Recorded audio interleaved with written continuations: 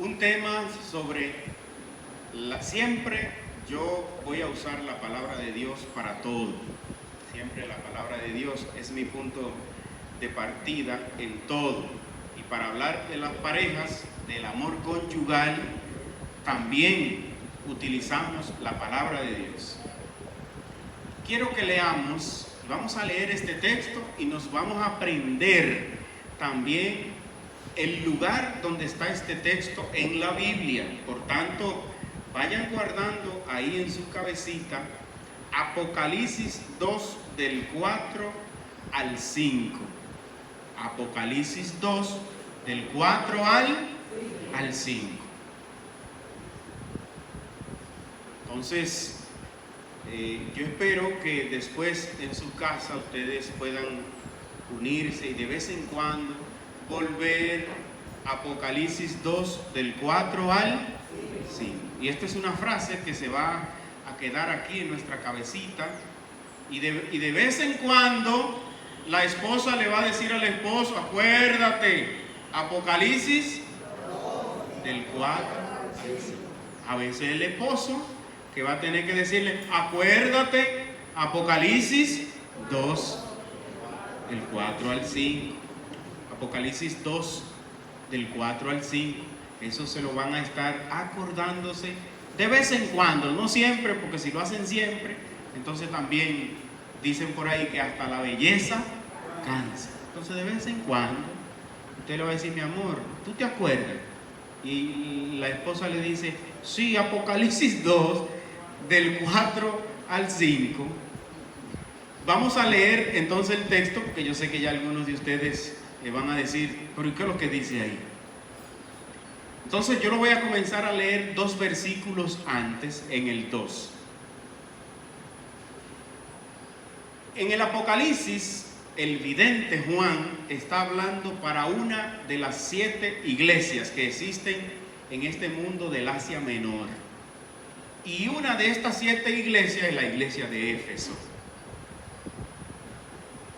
Y a cada iglesia, según su característica, Juan les da unos consejitos. Entonces esos consejitos también van para la pareja en este día de hoy. A la iglesia de Éfeso, el vidente le dice: atención, conozco tus obras, tus fatigas, tu paciencia, que no toleras a los malvados. Una iglesia recta, que has sometido a prueba a los que dicen ser apóstoles sin serlo, y has comprobado que son falsos. Has soportado y aguantado por mi causa sin desfallecer. Miren cuántas cosas le dice Juan a esa iglesia. Conozco tus obras. A ustedes los conozco y les resalto todas esas cosas buenas que tienen, que son capaces de aguantar, son capaces de poner a prueba cuando alguien viene por ahí. En la época del siglo I, los apóstoles fundaban una comunidad, inmediatamente salían a otra comunidad porque llevaban vida itinerante los apóstoles, muchos de ellos, especialmente San Pablo, que fundó muchas comunidades. Y cuando ellos se iban de la comunidad, nombraban un presbítero, no que nombraban, sino que consagraban un presbítero o un obispo para que pastoree esa iglesia. Pero venían muchos predicadores diciendo que venían en nombre de Dios y lo que querían era introducir otra doctrina, otra enseñanza, tantas escuelas espirituales que habían, especialmente el gnosticismo, en ese ambiente donde Juan predicó en las primeras comunidades. Entonces él dice: esta comunidad de Éfeso ha puesto a prueba a los apóstoles que vienen en nombre de Dios y que son falsos. Los ha puesto a prueba y los ha sometido. Esto es una comunidad buena. Es una comunidad que no se deja llevar de todo lo que le dicen la gente, que si alguien viene hablándole mal del evangelio, ya de una vez por ahí se van. Que si alguien viene con una iluminación rara, con otra doctrina, de una vez por ahí se van. Así habían comunidades, pero no así la de Éfeso. Y Juan la reconoce. Juan le dice: yo reconozco que tú has aguantado por la causa del Evangelio y has soportado muchas cosas. Y es una comunidad próspera. Y es bueno, y no han desfallecido, y se han mantenido. Se han mantenido. Pero aquí viene lo bueno. Aquí viene lo que usted le va a decir a su pareja de vez en cuando. Pero dice: tengo algo contra ti. Y es que has abandonado el amor primero. Has abandonado el amor primero. Palabra de Dios. El apóstol reconoce muchísimas cosas buenas de la comunidad, pero una cosa tiene que recalcarle y que corregirle y que reprenderle. Y es que esa comunidad, a pesar de que tiene muchos líderes, de que tienen muchas cosas buenas, dice Juan, se olvidaron del amor primero. Vamos a ver entonces, hermanos, hermanas, parejas, ¿qué sucede cuando en una comunidad se olvida el amor primero? ¿Qué sucede cuando en un matrimonio se olvida el amor primero? ¿Cuáles cosas empiezan inmediatamente a suceder? Y ojalá que en este día sea un momento de reflexión, sea un momento de caer en la cuenta. Después que el ser humano cae en la cuenta, está en disposición de comenzar un proceso de conversión. Y la conversión siempre va a ser un cambio. Primero de mentalidad, luego de las palabras y así también un cambio en las obras. Caer en la cuenta. Nos hemos olvidado del amor primero. Pregúntele al que está a su lado, que yo espero que sea el suyo, es verdad, no le pregunte otra vez. ¿Te has olvidado del amor primero? Consúltelo.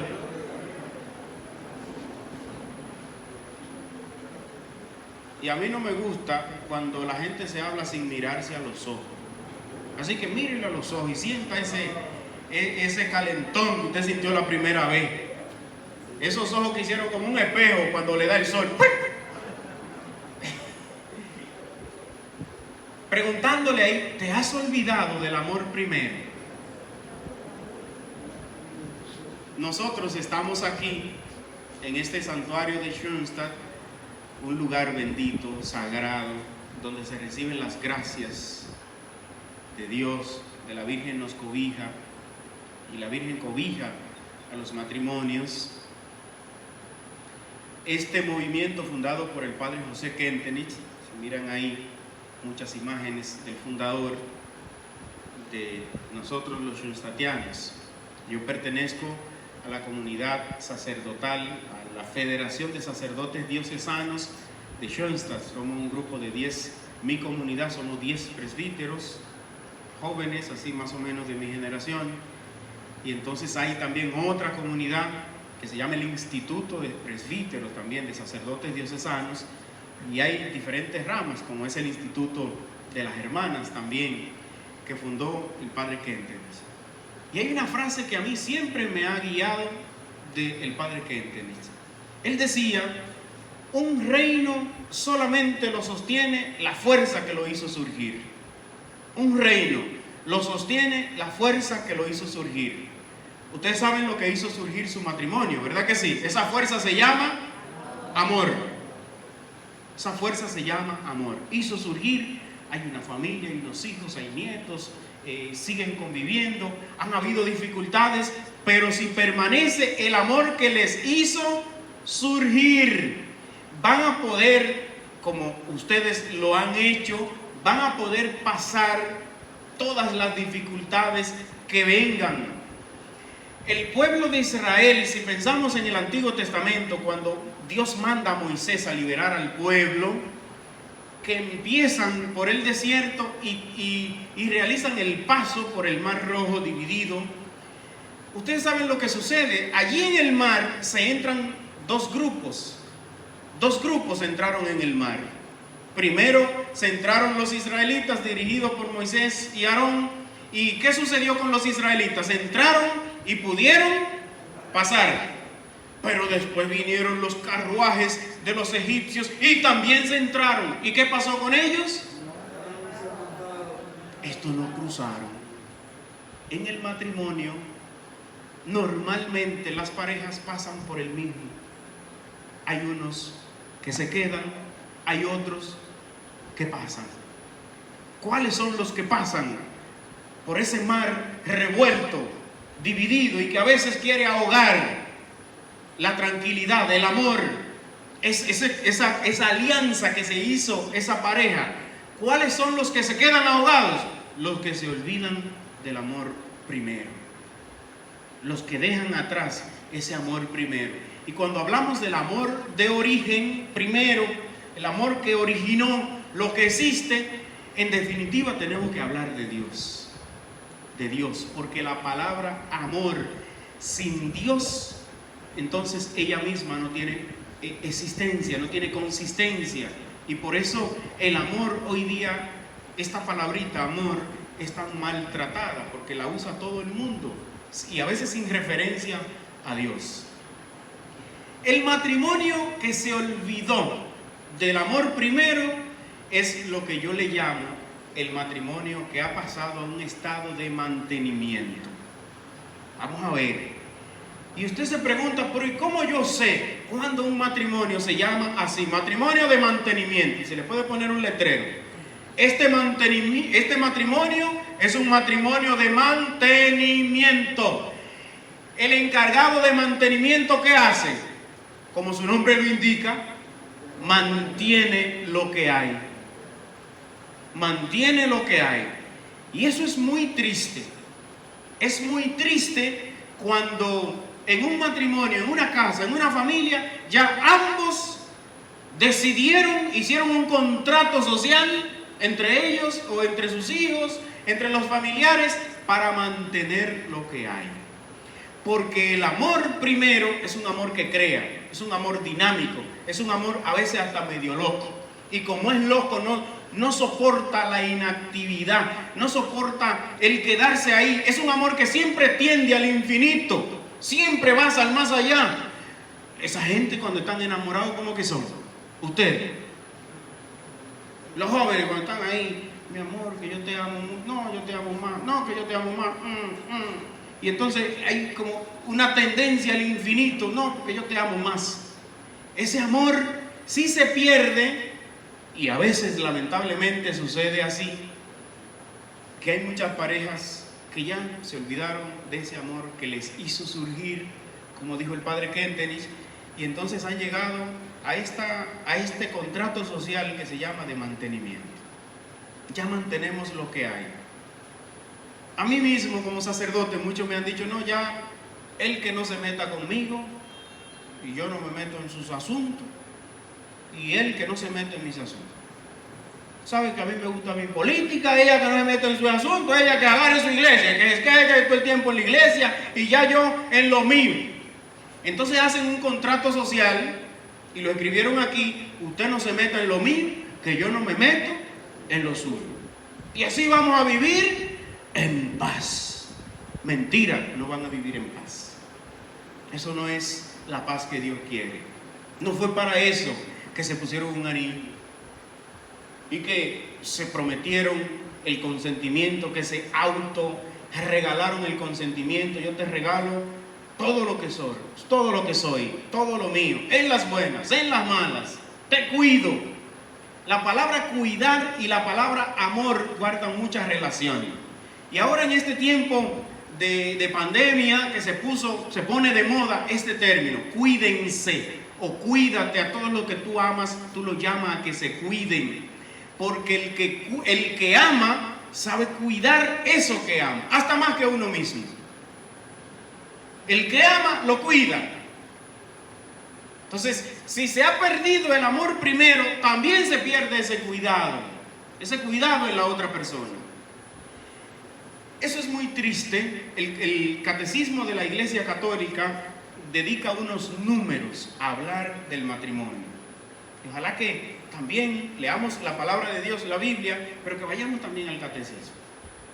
El catecismo también, estos números que habla el catecismo con respecto al matrimonio.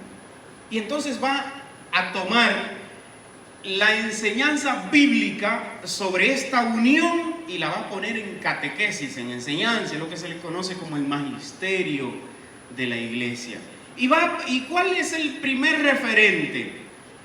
El primer referente es lo que hizo Dios, que nos creó a nosotros en plena comunión con Él, en plena cercanía, en plena amistad con Dios.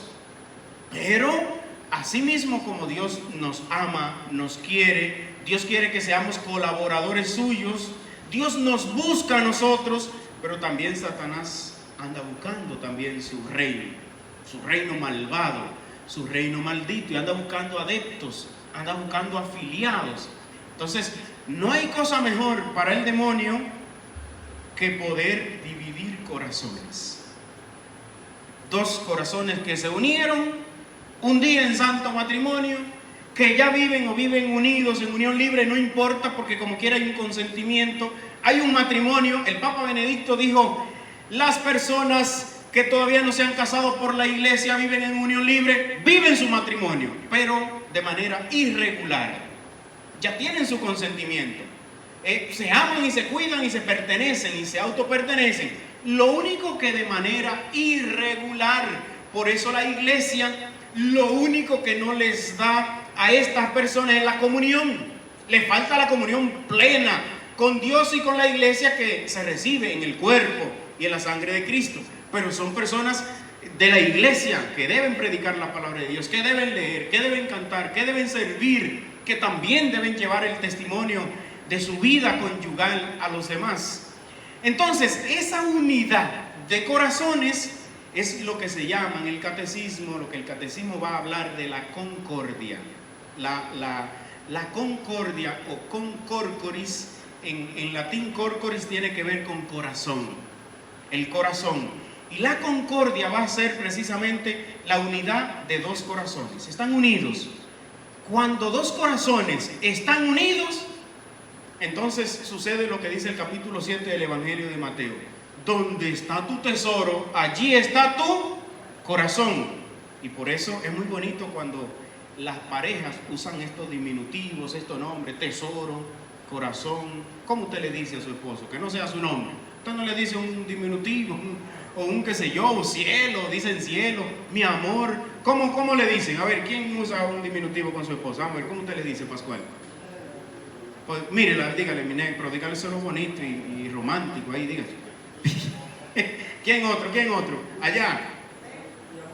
Mi amor, le dice mi amor. Mi chica. Mi bico. ¿Cómo? Mi amor. Entonces, así también cortar los nombres, eso existe mucho, de usar como la mitad del nombre. Esos son detalles, y el amor se maneja mucho con los detalles. Por eso el que ama siempre tiene en cuenta los detalles. El Evangelio de Mateo dice: donde está tu tesoro, allí está tu corazón. Y donde está el corazón junto, unido a otra persona, ya no son dos. Así teológicamente se le explica a las personas que se van a casar. Ya no son dos, son una persona. Una persona. Entonces eso tiene que ver con el corazón, pero también con la mente. Pero hablemos también de lo negativo, de lo malo, para uno prevenir. Como decía Julio César, ese emperador romano: más vale una onza preventiva que 100 libras curativas. Más vale prevenir que curar. Si nosotros los seres humanos supiéramos más prevenir, los doctores no tendrían que trabajar tanto curando y sanando, porque nosotros a veces nos prevenimos. Y entonces eso mismo pasa en la vida de fe, eso mismo pasa en el matrimonio. Entonces, en la parte negativa, ¿qué sucede cuando no hay concordia? Cuando no hay unidad de corazones, entonces hay separación. Y si la concordia une, entonces desune la discordia, ¿verdad? La separación de los corazones.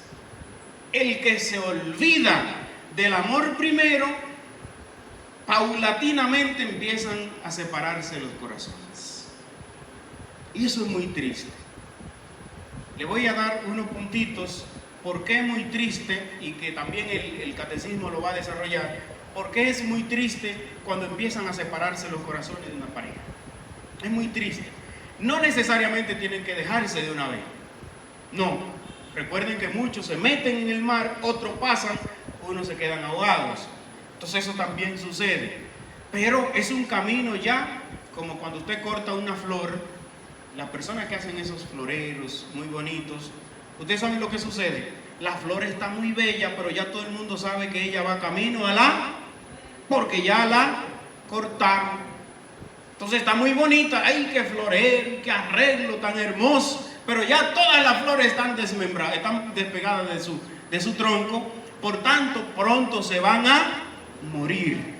Entonces hay mucha gente que se despegó, muchos corazones se despegaron, piensan que van a vivir siempre en un contrato social, pero eso es un camino hacia la muerte. Y hay una frase famosísima que dice: árbol que crece torcido y normalmente se cae de ese mismo lado. Si creció torcido, normalmente se cae de ese mismo lado. Entonces, cuando los corazones se separaron, vienen unos pasos. Y vayan anotándolo aquí en su memoria, en su corazón, y también lo pueden ir compartiendo después con su pareja. Lo primero que va a suceder es un afán de competir. Ya los corazones están separados, ahora hay que vivir una competencia. Y eso es un indicador. Cuando en la pareja está presente el tema de la competencia por el poder, la competencia por mandar, la competencia por la hegemonía, aquí se está en un forcejeo siempre y es peligroso. Porque en muchas ocasiones, y sobre todo cuando hay bebés, cuando hay niños pequeños, esta competencia a veces es poniendo al bebé en el medio. En muchas ocasiones. Usted quiere saber cuándo su pareja está en plena competencia por el poder. Es cuando siempre hay uno que quiere decirle al otro lo que se debe hacer, cuándo se debe hacer, cómo se debe hacer, de qué color se debe hacer. Y siempre todo hay que mandar. Y siempre hay que dar instrucciones. Y no en libertad. Entonces, este afán de dominio, afán de dominar, afán de hacer competencia, de llevar siempre la hegemonía, eso es un indicador de que los corazones hay que buscar nuevamente su armonía. Porque cuando esos corazones están unidos en plena concordia, entonces existe el diálogo, existe a veces el yo quedarme en silencio para que tú hables. Existe a veces yo dejar de visitar un lugar que quiero ir porque tú quieres visitar otro, entonces no vamos. Existe a veces eso de que, no, yo no voy a ver ese programa de televisión porque el que tú quieres es ese. Entonces, si están los corazones en plena armonía, no es solamente lo que yo quiero, no, porque es esto lo que yo quiero que se haga, no, porque es esto lo que se debe hacer. Es a este lugar, es a esta escuela que deben ir los hijos, no es a este colegio, es esto lo que deben estudiar ellos, porque a veces hay papás que entonces también le ponen la vocación a los hijos y le hacen tanto daño.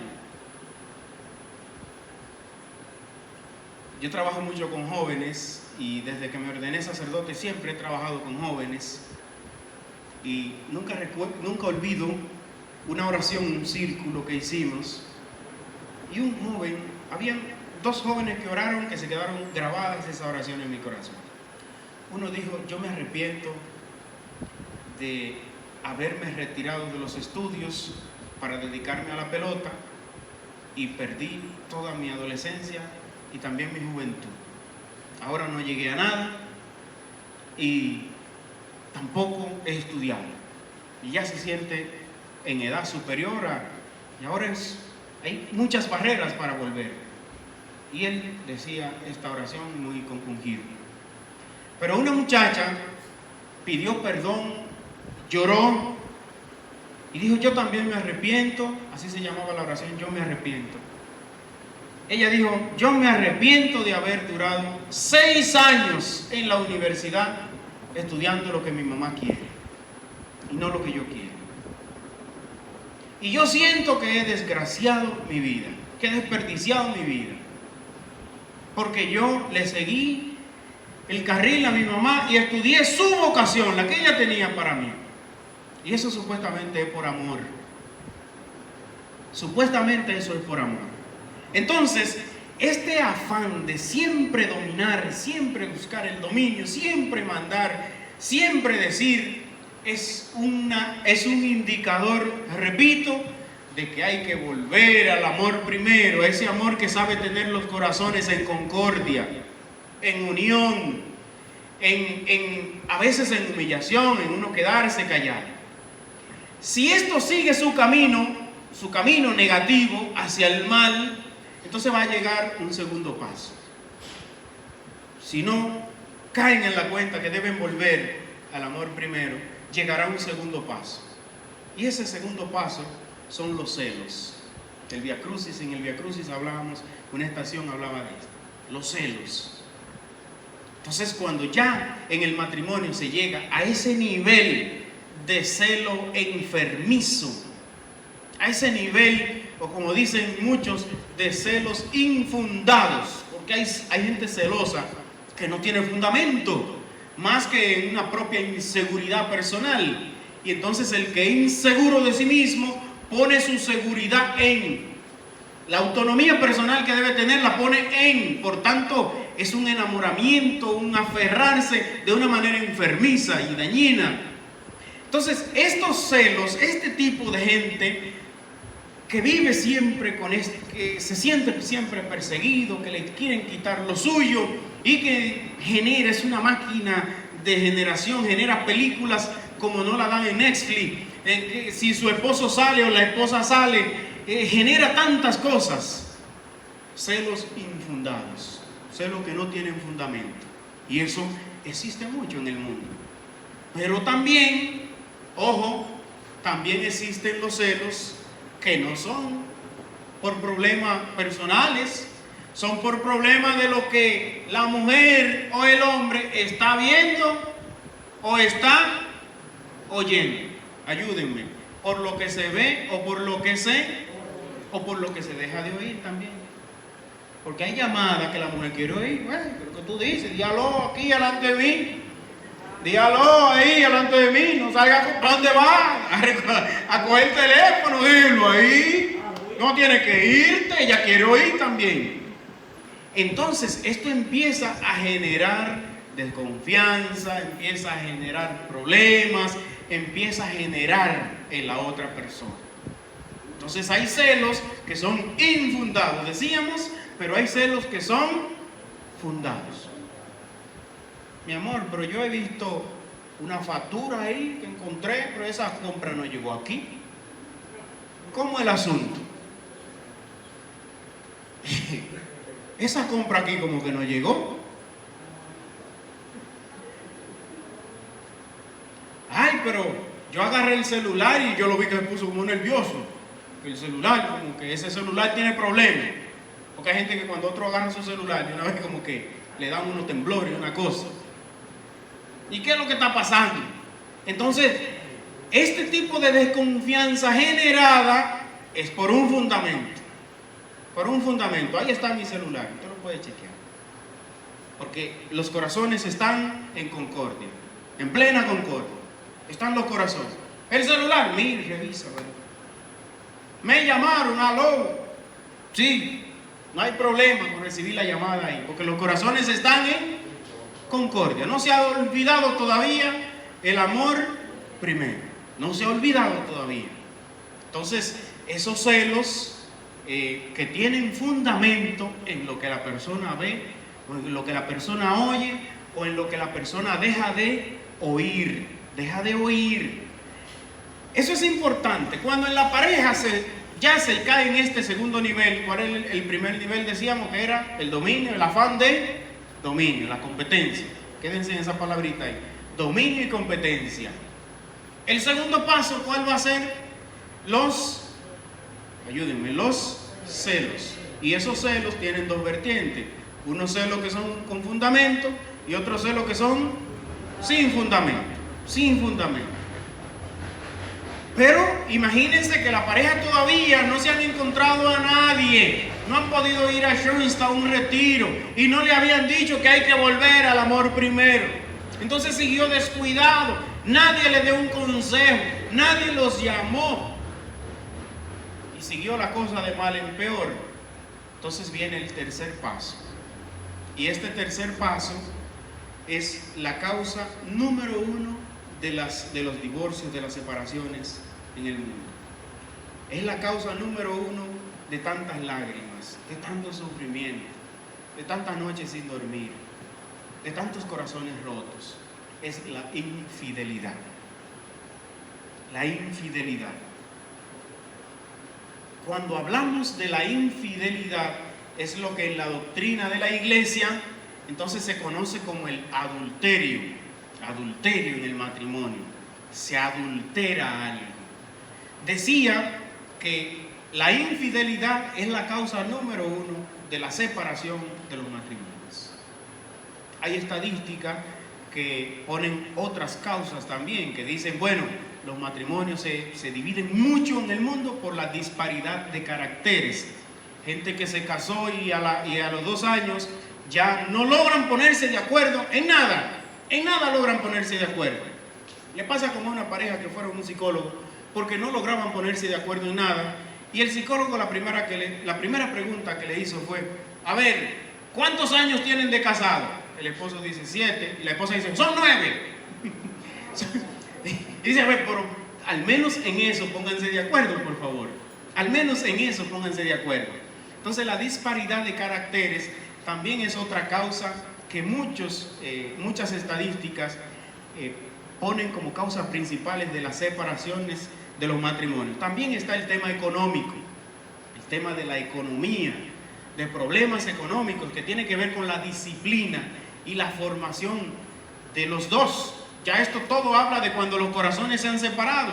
Mientras los corazones están unidos, todos los líos económicos en los que se meten a veces las personas lo dialogan con el otro. Pero si ya los corazones se separaron, están en la competencia, a veces la esposa se da cuenta que hay problemas de deuda cuando ya la cosa no tiene casi remedio, cuando ya la cosa va demasiado lejos.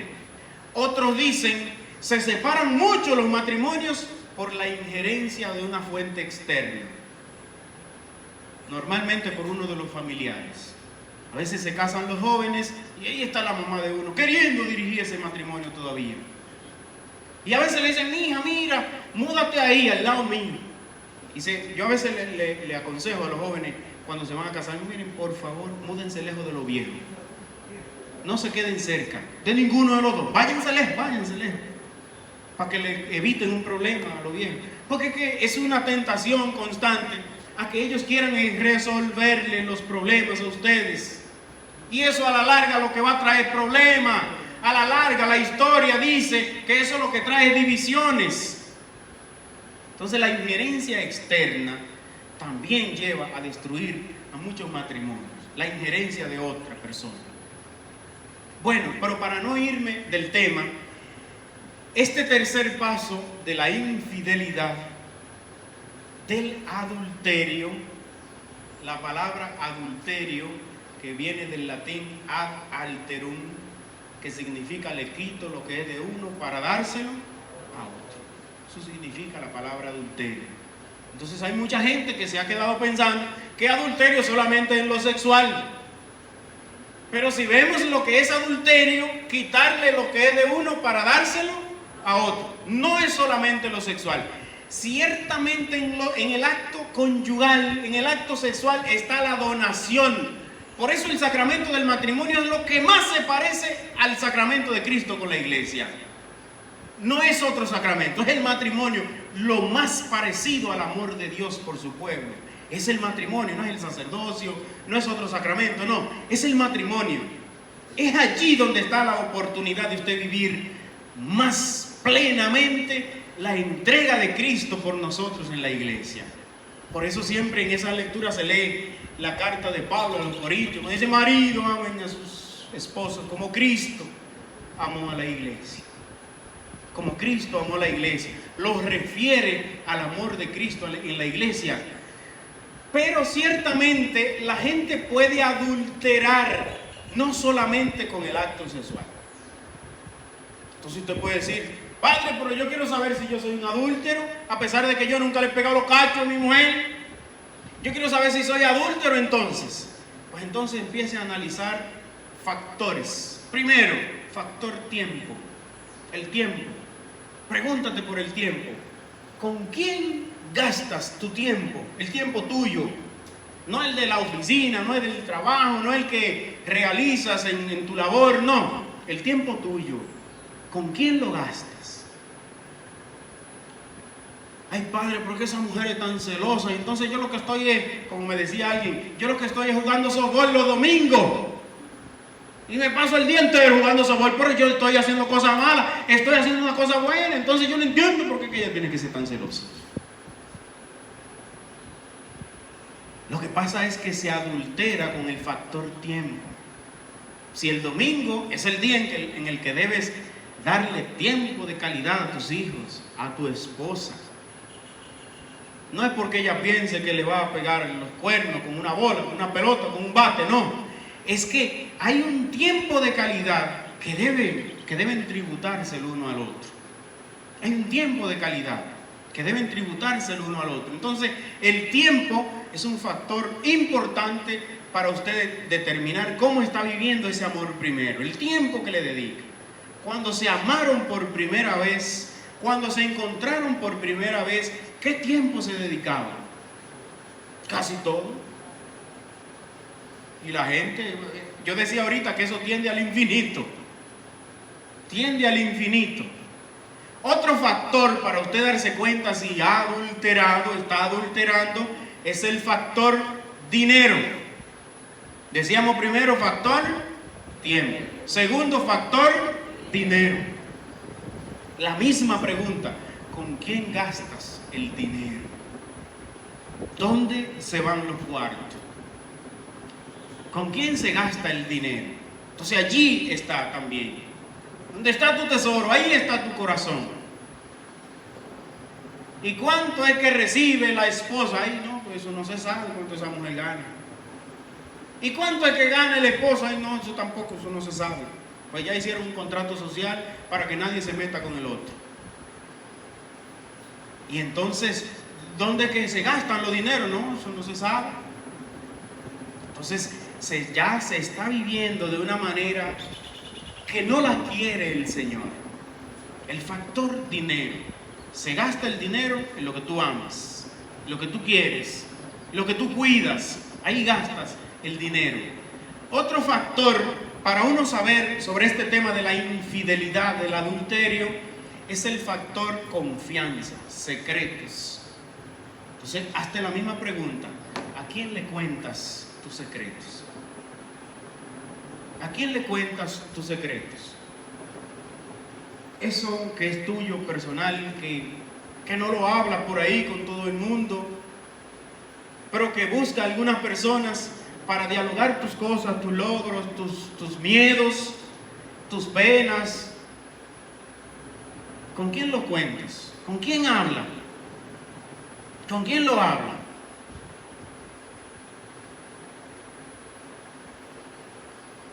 Hay un sacerdote mexicano que dice que, bueno, dato científico, que las mujeres tienen mucho más palabras que el hombre al día.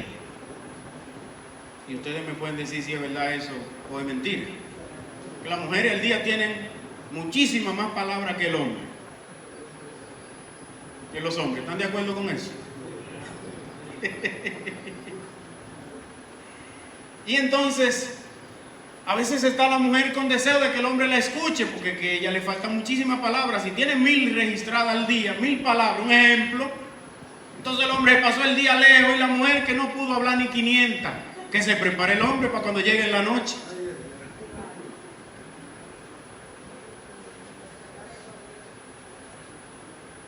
Una que me dijo, ay padre, que desde que yo empiezo a hablar con mi esposo, ay, se duerme de una vez.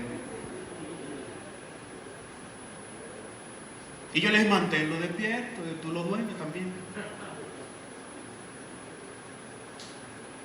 Entonces, ¿a dónde se van tus secretos? ¿Con quién los hablas? ¿O a quién les revela? Porque también es una infidelidad. Y esto es cuestión también de disciplina y formación conyugal. Gente que no guarda secretos de pareja. Y esto también es un pecado, es un mal. Hay gente que no guarda secretos de pareja.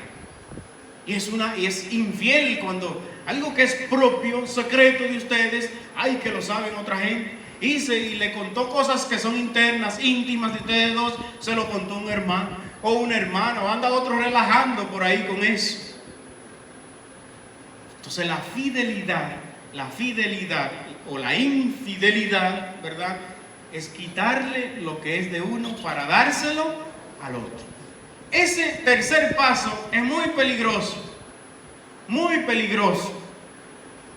Y después habrá que hacer un proceso de perdón. Siempre el Señor apuesta al perdón, a la reconciliación,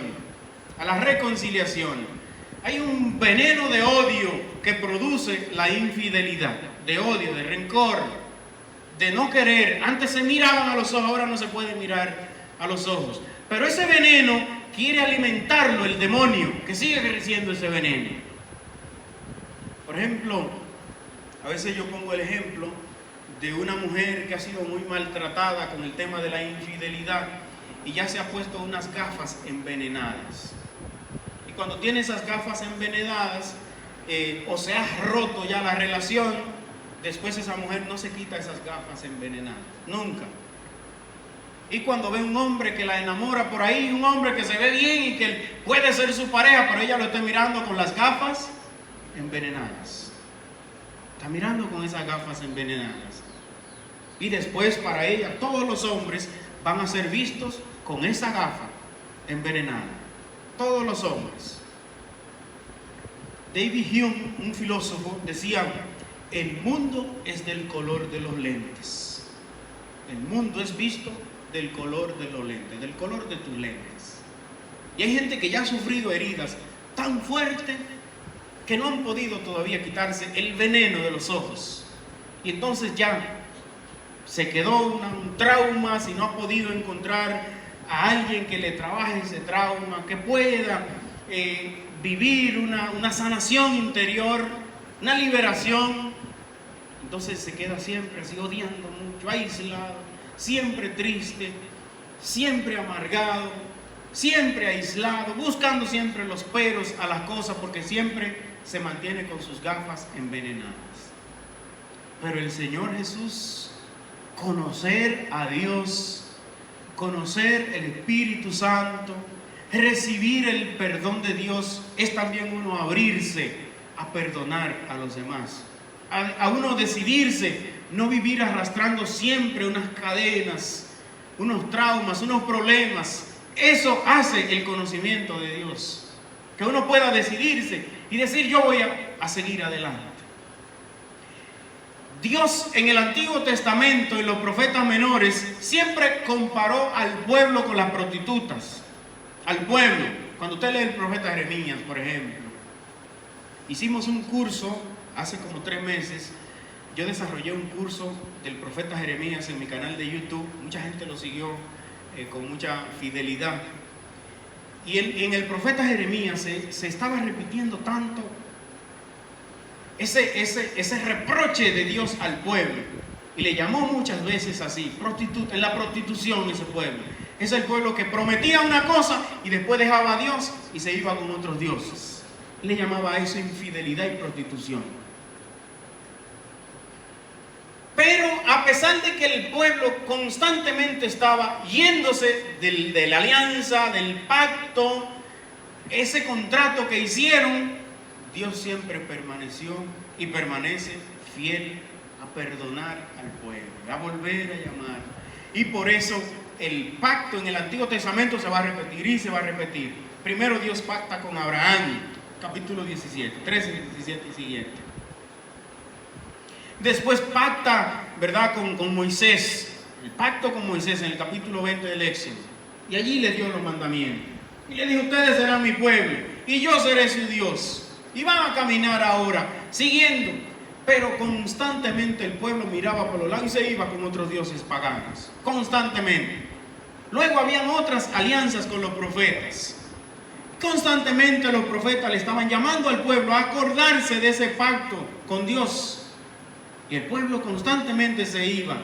Y cuando llegó la plenitud de los tiempos, ya Dios tuvo que mandar a su Hijo único a salvar a este mundo, a la humanidad, y a salvarlo ahora entregándose Él. Conviene que uno muera por todo, porque ya en este mundo la maldad, la terquedad de los corazones ya cundió en la tierra.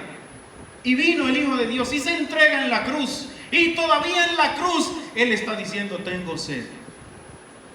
Todavía en la cruz está diciendo Jesús: tengo sed. ¿Cuál era la sed que tenía Jesús? ¿Se acuerdan cuando los hijos de Zebedeo le dijeron al Señor: Señor, queremos sentarnos uno a la derecha y otro a tu izquierda cuando tú llegues a tu reino? Y Jesús le dijo: ¿y son capaces de ustedes de beber el cáliz que yo he de beber? O en el capítulo 14 del Evangelio de Marcos, después de la última cena, el Señor sube al monte de los olivos, al Getsemaní, y allí ora al Señor con miedo, con dolor, con frustración humanamente. El Evangelio de Lucas dice que sudó sangre por los poros, dice el Evangelio de Lucas. Y él dijo: Señor, aparta de mí este cáliz, aparta de mí el cáliz que voy a beber. Entonces la sed que Jesús se está refiriendo, ya muriendo en la cruz: tengo sed, es que todavía el pueblo hay que seguir muriendo, todavía necesita más redención. Todavía necesita más redención. Todavía hay gente con ese corazón que no perdona. Todavía hay gente con ese corazón que una cosa del pasado todavía lo sigue sacando. Y ya le pidieron perdón. Y a veces el esposo le pide perdón a la esposa. Sí, mi amor, te perdono. Pero los raticos, acuérdate que me pegaste los cachos hace 10 años. Hace 20 años me pegaste los cachos. Y todavía se vuelve a herir nuevamente la cicatriz. Y Jesús dice: tengo sed. Necesito todavía seguir sufriendo por la maldad de los corazones en el mundo. Y entonces nos deja a nosotros el sacrificio eterno de la Eucaristía, y celebramos nosotros siempre la Eucaristía, donde Él vuelve y hace cuerpo y sangre para todos nosotros, para que lo comamos y recibimos el cuerpo de Cristo. Y se nos llama al arrepentimiento. Se nos dice al inicio de la misa: quítense de las sandalias de los pies, como el Señor le dijo a Moisés cuando iba a entrar en la zarza ardiente: quítate las sandalias, deja el pecado. La sandalia en la Biblia significa eso, el lugar donde viene el sucio, el lodo del desierto, todo lo que se agarra del polvo, de la tierra, el sucio, está ahí en la sandalia. Quítate eso, porque va a entrar a un lugar sagrado, a un lugar santo. Y uno se pone a pensar: ¿a cuántas Eucaristías yo he ido en mi vida?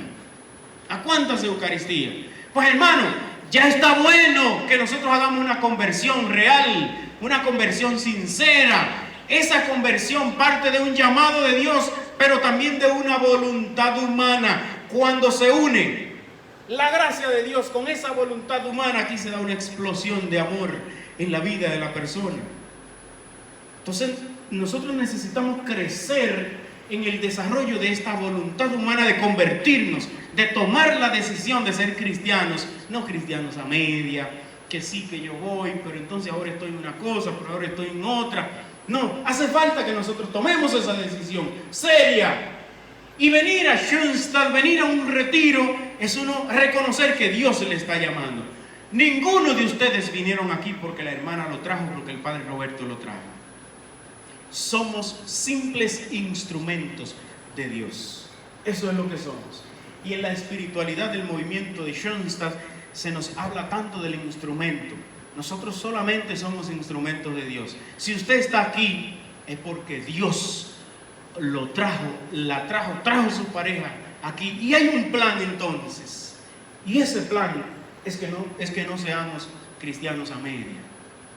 Es que no sean parejas de mantenimiento, que no sean parejas que ya se olvidaron de las locuras primigenias del amor. No, que sean parejas que siempre estén buscando, siempre estén creando, siempre estén dedicándose tiempo de calidad, que siempre se estén perdonando, que estén confiando, que estén renunciando constantemente si hay infidelidades o si hay adulterios en nuestro modo de vivir. Eso quiere el Señor.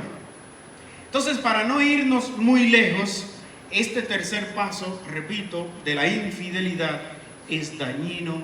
Hay que agarrarse de Dios.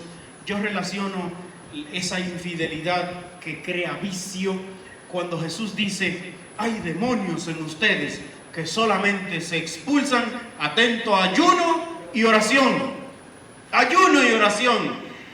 Y ahora estamos en este tiempo de la Cuaresma, donde la iglesia nos manda a ayunar, y el ayunar hace que consigamos fortaleza de espíritu. La gente que ayuna tiene fortaleza interior para expulsar vicios, para expulsar demonios que nos persiguen a nosotros.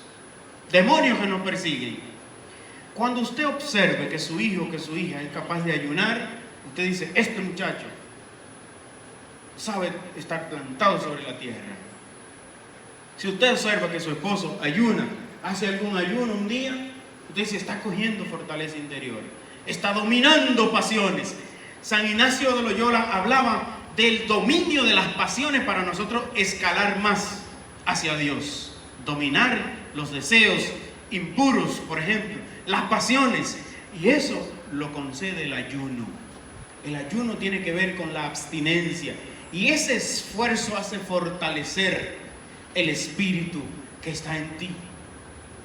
Entonces ustedes ven gente que tiene espíritu fuerte, que por más que se le insista a un pecado, nunca va a decir que sí. Hay mujeres o hombres que ya están casados, pero ven otra persona por ahí que se ve buena. Imagínense un hombre casado, pero ve una mujer que le gusta, porque hay muchísimas, y él tiene sus ojos ahí. O cuando la gente se casa ya se le saca los ojos. Tiene sus ojos ahí, y a veces ahí que miran, compadre. O la mujer que se casó, pero entonces ven muchos hombres por ahí que les gusta. Y que ese hombre se ve bien.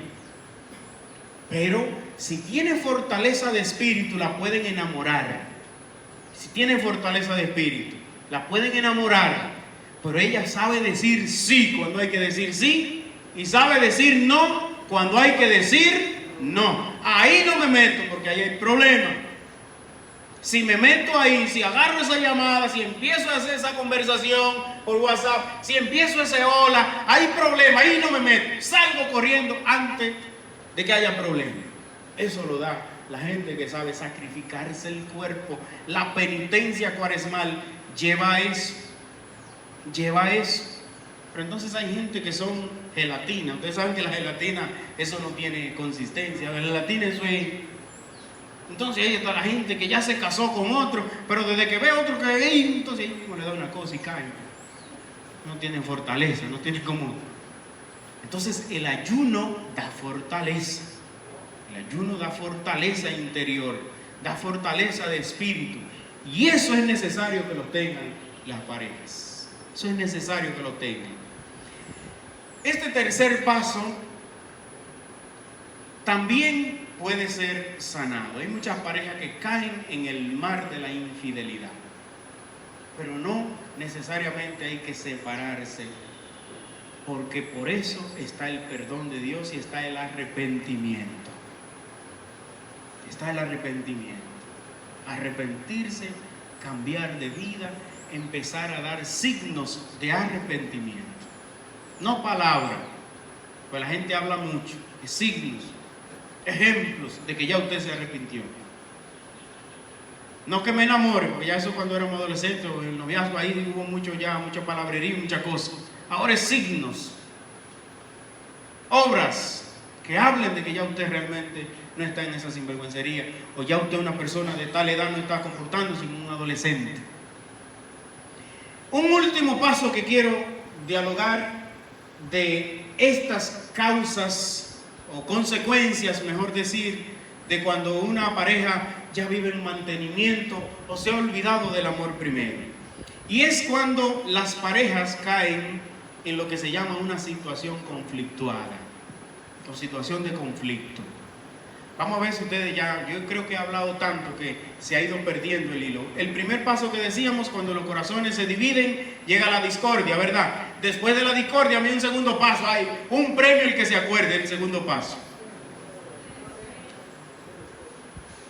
¿Quién dice otro? antes de los celos. La competencia, afán de dominar, ¿verdad? Ese era el primero que decíamos. El segundo, entonces, sí, ahora sí, mala mía. El segundo es los celos. Y decíamos que los celos tienen una dimensión fundada, una dimensión infundada. El tercer paso que hemos hablado, entonces, ¿cuál va a ser? La infidelidad.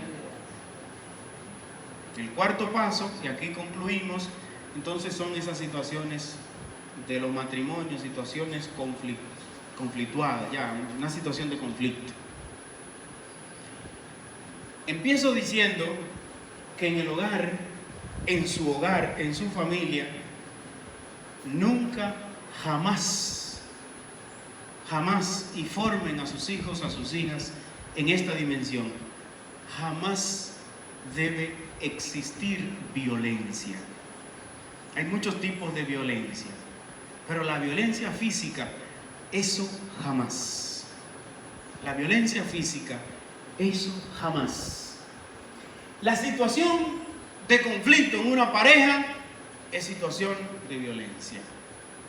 Y esa situación de violencia empieza a veces con gestos. Hay gestos en la pareja que son muy violentos. Gestos muy violentos. Palabras muy violentas. Pleitos, discusiones, riñas, maltrato. Esa situación de conflicto es muy peligrosa. Ojalá que ningún matrimonio, en el mundo, ningún matrimonio llegue ya a esta situación. Y la forma de usted determinar cuándo el matrimonio está en una situación de conflicto es cuando todo lo que se inicia en el hogar, el desenlace es una pelea. En el hogar se inició un proyecto, se inició algo y se termina peleando. Y esa situación de conflicto entonces se ha agudizado mucho más en la cuarentena. Porque en la cuarentena ha habido más roces, ¿sí o no? Ha habido más roces. Y si usted agarra un motor y dos piezas que se están rozando constantemente y se están rozando, ¿qué va a suceder? Esas piezas se calientan. Entonces se llega y el motor después se da un calentón, porque hay dos piezas que se están rozando mucho. Entonces la situación en la pandemia, en la cuarentena, los esposos están en más roces constantemente y a veces los calentones son mucho más. La situación de conflicto explica ese matrimonio que se sienta a comer en la mesa y antes de terminar la comida ya están fajados peleando. Están fajados discutiendo, peleando y levantando la voz, y se para uno y se va. La situación de conflicto es cuando se da tan recurridamente que suelen dormir separados. Ay, se fue uno para el otro cuarto. Y se separaron. A veces esas separaciones de los cuerpos solamente necesitan que se separen los corazones. Entonces ya, muchas separaciones. Y después se llega también a una especie de otro contrato social, de que ya vamos a vivir bajo el mismo techo, pero cuerpos separados. Y eso pone al Señor a llorar cuando eso sucede en los matrimonios. La situación de conflicto hace que si salieron un día a visitar un familiar en el vehículo, en lo que sea, de allá para acá eso es un pleito, llegar a la casa peleando y una cosa. La situación de conflicto hace que si una persona llegó tarde, entonces, o llegó un día queriendo agradar al otro, a veces por hacer una cosa buena, pero eso es interpretado de otra manera y termina en un pleito, termina en una disputa, en una polémica, un problema. La situación de conflicto hace, la separación de los corazones hace que en el matrimonio se hable mucha mentira. Se hable mucha mentira. Y ojalá que en su matrimonio, que en el matrimonio, la mentira no tenga cabida. Que no haya mentiras. Siempre cuento una anécdota que le pasó a un señor llamado Pedro. Pedro, un viernes, ¿cómo que dice? Hoy es viernes y el cuerpo lo sabe. en Cuaresma no se puede decir eso. Se subió a una azotea con su amigo Pablo y allí entonces compartieron un vino ellos dos, y cuando Pedro se paró de ahí para llegar a su casa ya era muy pasado de hora, muy tarde, y él se le olvidó avisar a su esposa porque, bueno, llegaron. Cuando Pedro llega a la casa, muy pasado de hora, la primera pregunta de la mujer, ¿cuál fue? Eso está ahí practicado. ¿Por qué llegaste tarde? ¿Dónde estabas?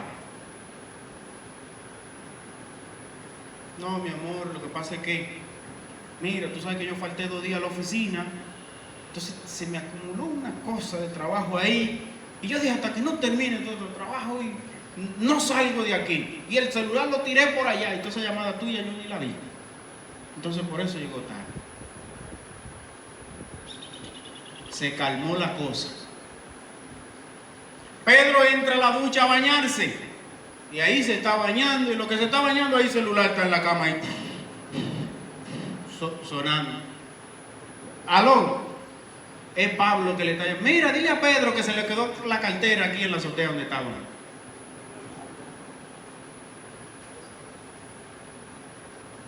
Pedro sale de la ducha, cantando, medio calentón por el vino y contento, y ahí está la mujer.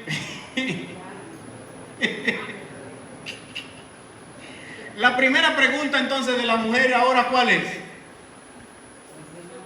¿Por qué me mentiste? Y Pedro, pues no sabe que ya hubo una llamada de por medio. Ah, no, mi amor, lo que pasa es que mira, yo hoy llegué a la casa y lo menos que yo quería era pleito, no quería evitarte de que haya un pleito ahora, y entonces fue por eso. Si se dan cuenta, no es que hay una situación tan grande de que no se pueda hablar y de que haya que haber problemas, pero la mentira, que siempre es del demonio, la mentira siempre es de Satanás. Cuidado con eso en la pareja, de que no, que es una mentirita para arreglar la cosa. La mentira siempre daña la cosa. No puede haber mentira. No puede haber lugar para que la esposa mienta a su esposo. No puede haber lugar para que el esposo le esté hablando mentira a su esposa. Eso se podía solucionar sin que haya pérdida de confianza. Me mintió sin necesidad, porque estaba compartiendo con Pablo, con su amigo ahí. ¿Por qué había necesidad de mentir? Siempre la mentira es por miedo. Siempre tenemos miedo cuando mentimos. Siempre hay miedo cuando se miente. Y no se debe nunca mentir. Hay otra historia de un sacerdote que también me gusta hacerla, porque los padres también nos pasan cosas, ¿verdad que sí? El padre va rápido y en su camioneta rápido y un tapón. Y entonces allá adelante está la policía, pero no se sabe por qué el tapón. ¿Y qué es lo que pasa? Y soy el sacerdote. Y la policía le dice, no, es que hubo un accidente allá adelante. Ay, sí, déjeme pasar, que fue mi primo que se accidentó y yo voy a ungirlo, dijo el padre. Ah, pues está bien, paz. Allá adelante, cuando llegan al accidente, eran 2 toros que habían chocado. Y ahí el policía le dijo, padre, ¿cuál de los dos es su primo? ¿El prieto o el blanco?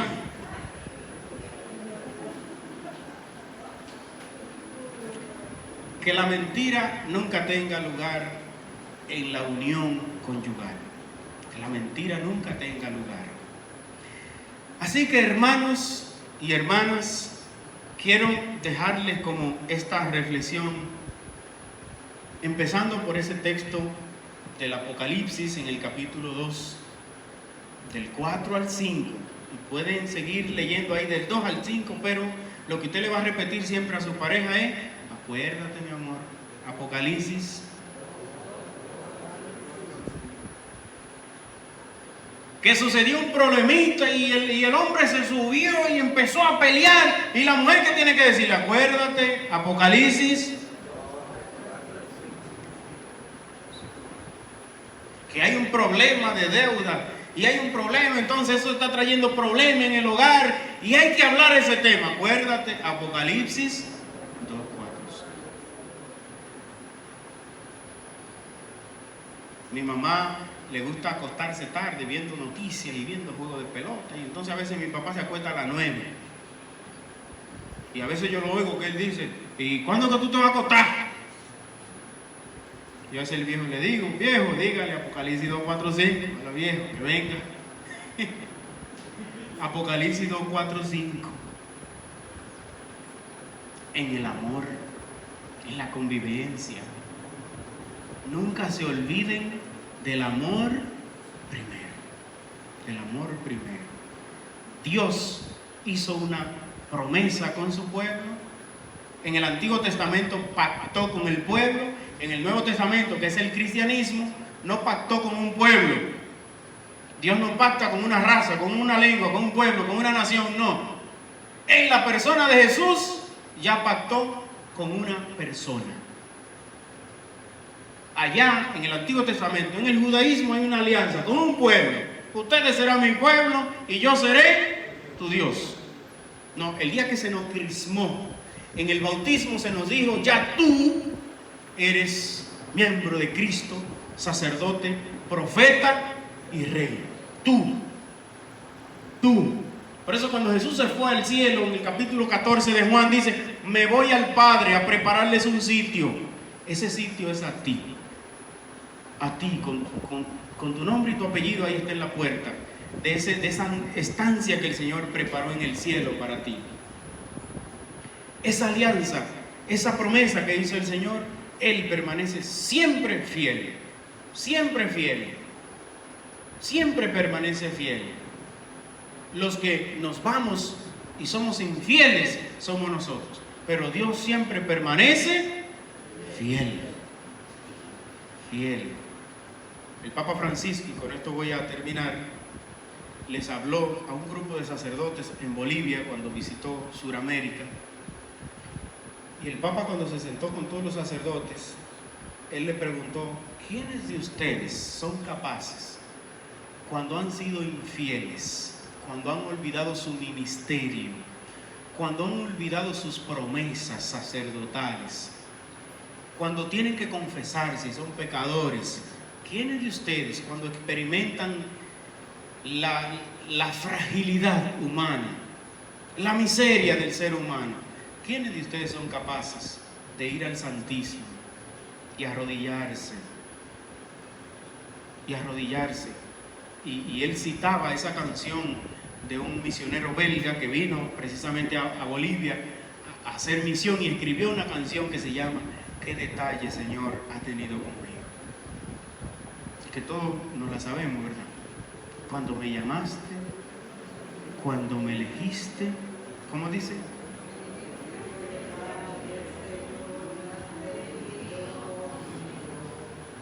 Cuando me llamaste,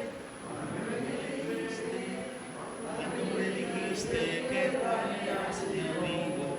Vamos a cantarla, ven, Zacarías. Mira, agárrame el micrófono, vamos a cantarla. Cántale el detalle a su esposa.